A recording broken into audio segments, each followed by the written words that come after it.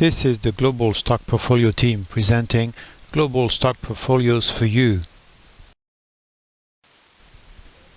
First, the contents of this July 2017 presentation. After the introduction, we will make the case for global stock portfolios, and we will explain what we do here at the Global Stock Portfolio team. We will discuss market allocation, and then we will get into the portfolio compositions for 2017 and the tracked returns for the first half of 2017.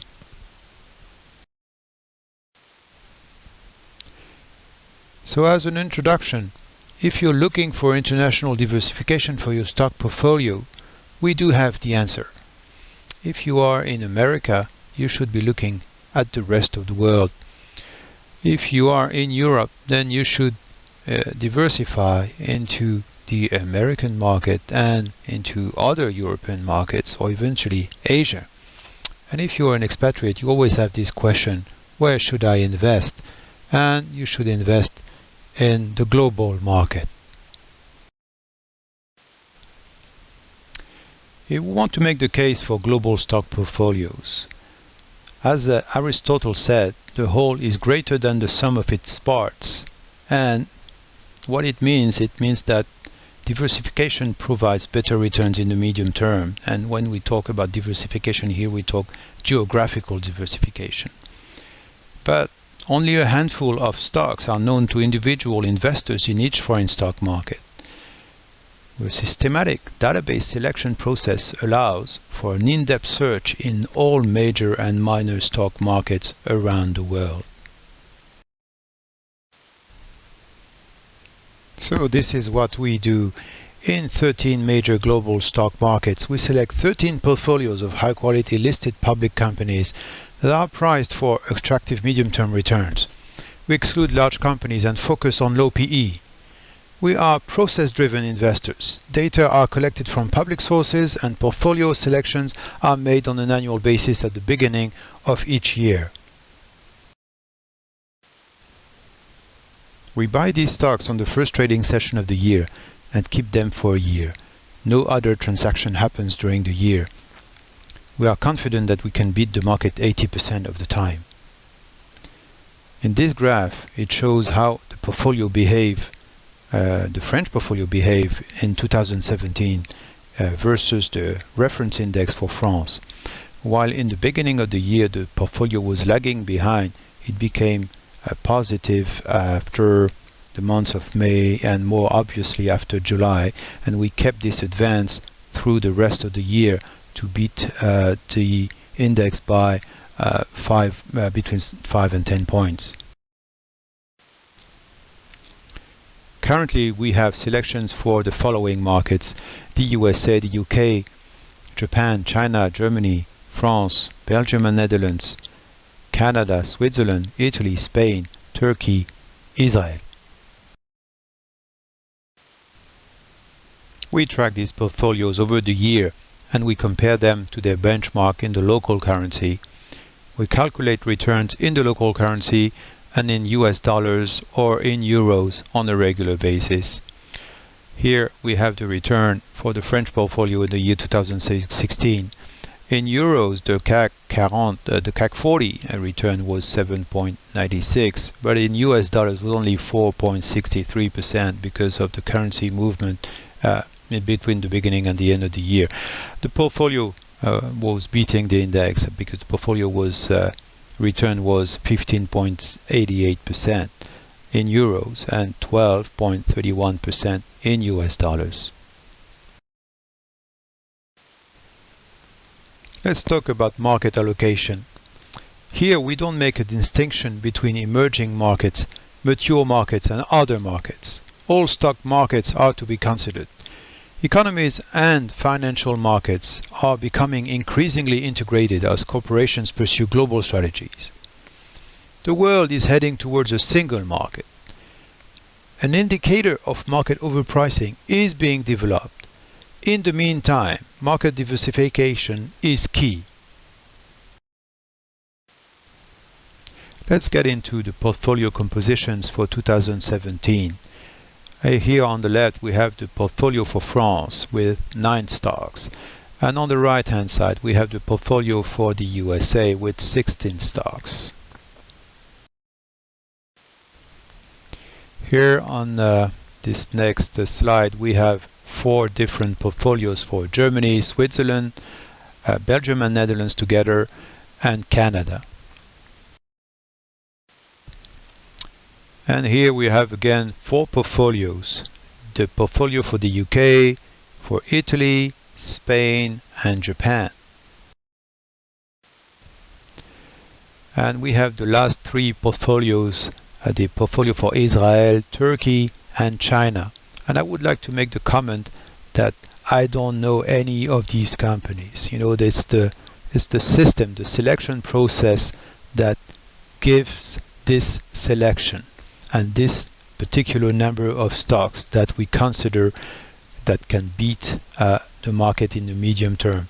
And if we don't select other stocks, that it means that we don't have any more stocks to select from this particular market. In terms of diversification, a diversified portfolio should count at least 8 stocks if possible. It is not recommended to pick stocks in each country portfolio. All stocks should be purchased all together and if possible on the same date. Some portfolios have less than 8 stocks because we could not find enough quality stocks in this particular market. A choice can be made between very correlated markets such as the French and the German markets and less correlated markets such as the French and the British market. So we start the tracked returns for 2017 with the French portfolio. The French portfolio has a nice advance versus the reference index for France of about 13 points. Then the American portfolio has also a nice advance, is behaving very well versus the S&P index, and the advance is about close to 9 points. The German portfolio has been doing very well too. We have a 9-point advance versus DAX. Then the Swiss market, we have a nice behaving portfolio, and it has an advance versus the SMI index of about 10 points. That we get into this portfolio that is the mix between the Belgium and the Netherlands stocks, and versus the 2 reference index for these 2 markets, the BEL 20 and the Amsterdam index. This portfolio has an advance of about 4 to 5 points. For the Canadian market, well, it has had some kind of bumps because of a particular stocks, and it has some ups and downs, but still it has a nice advance versus the S&P TSX composite index, about 10 points. The UK market, the British market, has also a very nice portfolio this year, and it has an advance of about 14 to 15%. This is the Italian portfolio versus its reference index, and it has an advance of about 12% versus its reference index. Again, another portfolio in Spain. The portfolio is behaving very well and has a significant advance versus the reference index, the IBEX 35, of about 9 points. In Japan, our portfolio has behaved better than the reference index and is beating this index by about 6 points. In Israel, the portfolio is also beating the reference index, the TA100. It's beating the index by 12 to 13 points.